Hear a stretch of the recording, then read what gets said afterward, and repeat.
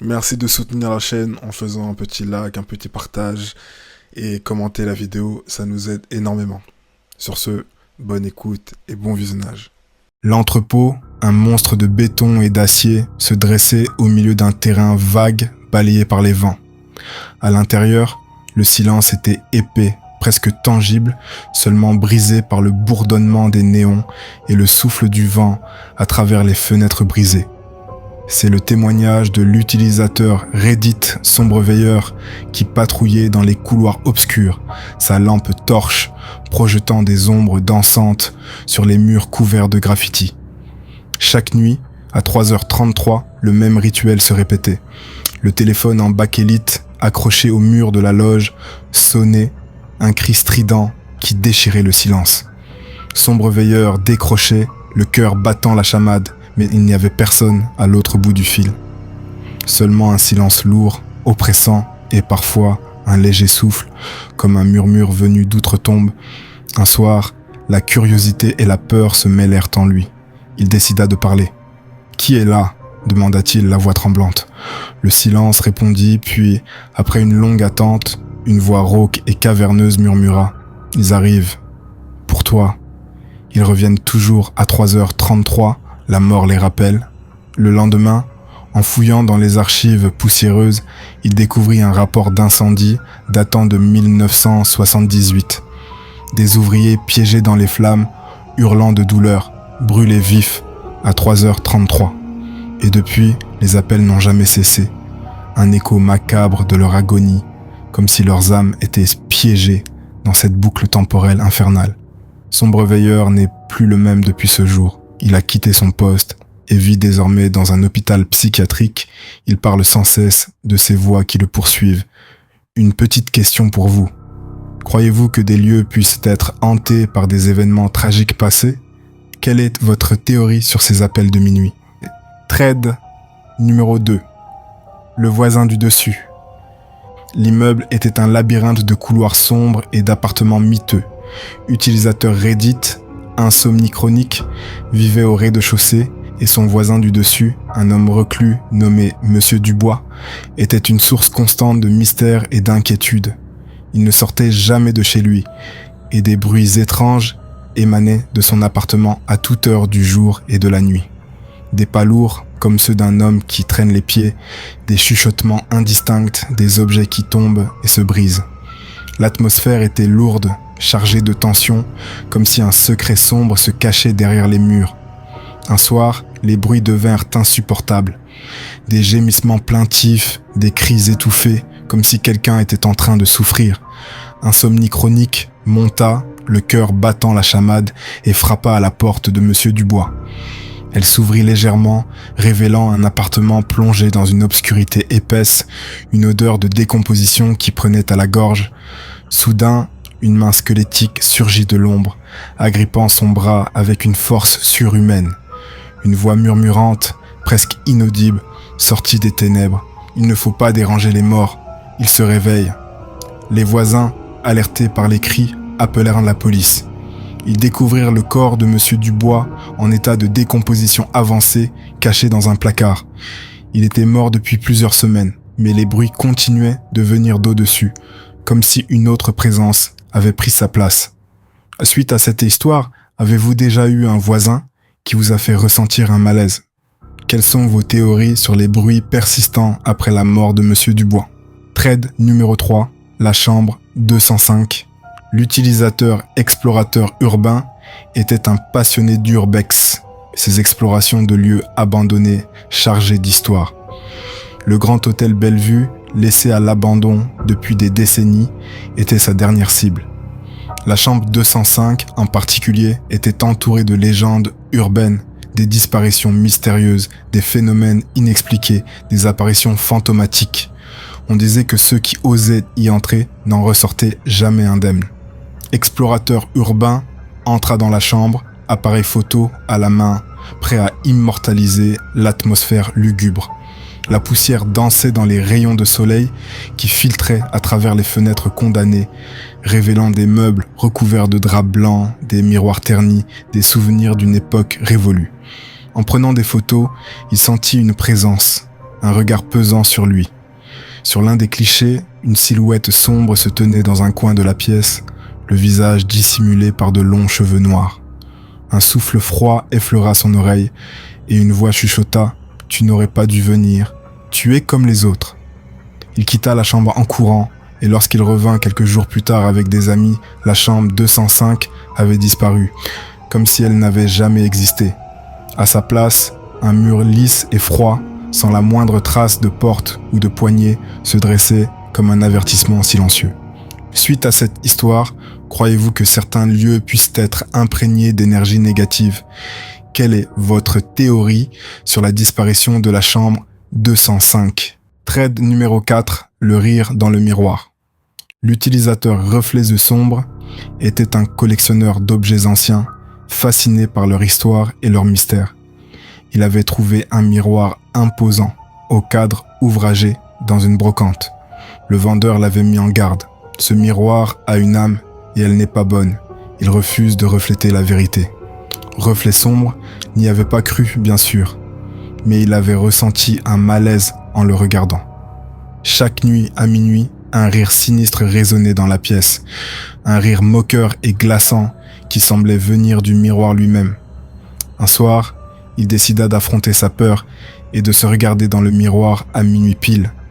Son reflet se mit à bouger comme s'il avait sa propre volonté et un visage déformé, grimaçant, apparut derrière son épaule. Une voix résonna dans sa tête comme un murmure intérieur. « Tu es le prochain, tu deviendras un autre reflet. » Il brisa le miroir en 1000 morceaux, mais le rire résonne encore dans sa tête, chaque nuit, à minuit, comme une promesse funeste. Et parfois, dans les reflets de ses yeux, il pense apercevoir des formes déformées qui le regardent. Suite à cette histoire, avez-vous déjà ressenti un malaise en présence d'un objet ancien? Croyez-vous que certains objets puissent être hantés par des entités malveillantes?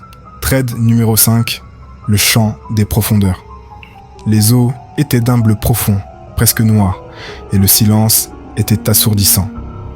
L'utilisateur Abyss, silencieux, un plongeur solitaire, descendait lentement, éclairant les fonds marins avec son phare. Il cherchait l'épave du Sirius, un navire disparu depuis des décennies, englouti par les légendes et les mystères des profondeurs. Au large d'une île isolée, où les habitants parlaient de créatures marines, il trouva l'entrée d'une grotte sous-marine, une gueule béante dans la roche. Au fond de la grotte, il entendit un chant étrange, une mélodie envoûtante qui semblait venir de très loin. Un chant de sirène, mais différent, plus grave, plus ancien. Il s'avança, suivant le chant, jusqu'à une ouverture encore plus profonde, un gouffre abyssal. Là, il vit une forme lumineuse qui ondulait dans l'obscurité. La forme se rapprocha, révélant un visage humanoïde mais étrange, avec des yeux sans pupilles et une bouche pleine de dents pointues comme celle d'un requin. La créature émit un son strident, un cri perçant qui le fit trembler jusqu'à l'âme. Il remonta à la surface en panique, le chant résonnant encore dans sa tête. Les habitants de l'île lui racontèrent des histoires de marins attirés vers une mort certaine par une créature des profondeurs, une entité qui les appelait avec un chant irrésistible, et personne n'a jamais retrouvé le corps d'Abyss silencieux. Suite à cette histoire, croyez-vous que des créatures inconnues puissent se cacher dans les profondeurs des océans? Quel est votre avis sur ce chant étrange? Thread numéro 6, les messages de la télévision. L'appartement était plongé dans une pénombre inquiétante, seulement éclairé par la lueur bleutée de l'écran de télévision. L'utilisateur écran hanté regardait nerveusement sa télévision éteinte, guettant les messages étranges qui apparaissaient chaque nuit. Des mots écrits en rouge sang, des phrases décousues, des avertissements cryptiques qui semblaient venir d'une autre dimension. Au début, il avait pensé à des interférences, à des signaux parasites, mais les messages étaient devenus de plus en plus personnels, mentionnant des détails de sa vie que personne ne connaissait. Un soir, la télévision afficha son nom complet, suivi d'une adresse. Son adresse. La panique l'envahit. Il quitta son appartement en courant et se réfugia chez un ami. Mais les messages continuaient, d'apparaître sur son téléphone portable, sur l'écran de son ordinateur. Le lendemain, en revenant dans son appartement, il découvrit sa télévision brisée au sol et un message griffonné sur le mur avec son propre sang. « Nous savons où tu te caches. Tu ne peux pas nous échapper. Tu n'aurais pas dû allumer cette télévision. » La police n'a jamais trouvé d'explication et Écran hanté vit depuis dans la peur constante d'être retrouvé par cette présence invisible qui communique à travers les écrans comme un virus numérique. Pensez-vous que les appareils électroniques puissent être utilisés comme des portails vers d'autres réalités? Quelle est votre théorie sur l'origine de ces messages? Trait numéro 7, le chemin forestier sans fin. La forêt était dense, sombre, un labyrinthe de troncs et de branches qui filtraient la lumière du soleil. L'utilisateur errant des bois avait décidé de faire une randonnée dans cette forêt isolée, un lieu réputé pour sa beauté sauvage et son silence. Mais après quelques heures de marche, il réalisa que le chemin semblait ne jamais finir, comme s'il était piégé dans une boucle temporelle. Les arbres se ressemblaient tous, identiques, le soleil ne bougeait pas dans le ciel et une brume épaisse enveloppait tout comme un voile fantomatique. Il entendait des bruits étranges, des craquements, des chuchotements, comme si la forêt elle-même était vivante, consciente. Soudain, il vit une silhouette sombre au loin qui se tenait immobile entre les arbres. Il s'approcha, mais la silhouette disparut, laissant derrière elle une trace de pas dans la terre. Des traces de pas qui ne correspondaient à aucune créature connue, des empreintes étranges. Il courut, mais les traces le suivaient inlassablement, comme si la forêt elle-même le traquait, comme si elle ne voulait pas le laisser partir.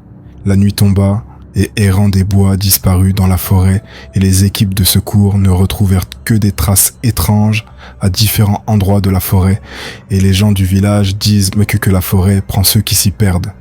Suite à cette histoire, croyez-vous aux légendes sur les forêts enchantées? Quelle est votre plus grande peur en pleine nature? Trade numéro 8, les yeux dans le grenier. L'utilisateur poussière. Et Ombres emménagea dans une vieille maison héritée de sa grand-tante. La maison avait un grenier spacieux, mais poussiéreux, qu'elle évita au début. Cependant, des bruits étranges commencèrent à se faire entendre la nuit, des grattements, des chuchotements, comme si quelque chose se déplaçait là-haut. Un soir, elle décida d'aller voir. La poussière dansait dans le faisceau de sa lampe torche, révélant des objets anciens, des malles, des tableaux recouverts de draps blancs. Soudain, elle sentit un regard sur elle. Elle se retourna et vit 2 yeux brillants dans l'obscurité, cachés derrière une pile de malles. Les yeux la fixaient, immobiles, comme ceux d'une créature tapie dans l'ombre. Elle recula, trébucha, et entendit un rire enfantin résonner dans le grenier. Elle quitta la pièce en courant et ferma la porte à clé. Le lendemain, en ouvrant la porte, elle découvrit des empreintes de pas minuscules dans la poussière qui menaient à un mur aveugle. Plus tard, en fouillant dans les archives de la maison, elle découvrit qu'un enfant avait disparu dans le grenier il y a plusieurs décennies et qu'il n'avait jamais été retrouvé. On dit qu'il jouait souvent avec des amis imaginaires et qu'il était effrayé par le noir. Croyez-vous que des entités puissent rester piégées dans des lieux chargés d'histoire? Quelle est votre expérience la plus troublante dans un grenier ou un lieu ancien? Thread numéro 9, la porte dans le rêve. L'utilisateur Oniromancien Nuit racontait sur Reddit qu'il faisait le même rêve chaque nuit. Il se trouvait dans un couloir sans fin, éclairé par des ampoules vacillantes. Au bout du couloir, une porte noire se dressait, massive, imposante. Chaque nuit, la porte s'ouvrait légèrement, révélant un abîme de ténèbres. Une voix l'appelait, un murmure qui semblait venir des profondeurs de son esprit. Un soir, il décida de franchir la porte. Il se retrouva dans une pièce sombre, éclairée par une seule bougie. Au centre de la pièce, une silhouette se tenait, immobile, le dos tourné. La silhouette se retourna lentement, révélant un visage sans traits, une surface lisse et blanche. Elle tendit la main, et Oniromancien Nuit se réveilla en sursaut, le cœur battant la chamade. Depuis ce rêve, il sent une présence le suivre dans sa vie réelle. une ombre qui se glisse dans les coins sombres de son regard et dans ses pensées. Suite à cette histoire, croyez-vous que les rêves puissent être des portails vers d'autres réalités? Avez-vous déjà fait un rêve récurrent qui vous a marqué? Thread numéro 10. Le visage dans le lac. L'utilisateur eau silencieuse était un pêcheur solitaire qui aimait passer ses journées au bord d'un lac isolé. Un jour, alors qu'il pêchait, il remarqua un reflet étrange dans l'eau. Un visage pâle, déformé, qui le fixait. Il crut à une illusion d'optique, mais le visage réapparut chaque jour, de plus en plus distinct, de plus en plus proche de la surface. Un soir, alors qu'il rentrait chez lui, il entendit un bruit étrange derrière lui. Il se retourna et vit le visage sortir du lac, une forme humaine, mais étrange, avec des yeux vides et une bouche ouverte dans un cri silencieux. La créature avança vers lui et eau silencieuse courut, mais la créature le suivait, glissant sur l'eau comme une ombre. Il atteignit sa maison, se barricada à l'intérieur et entendit des coups contre les fenêtres toute la nuit. Le lendemain, il disparut et les habitants du village racontent des histoires de créatures qui vivent dans le lac, qui prennent l'apparence des personnes qu'elles ont tuées pour pouvoir quitter le lac.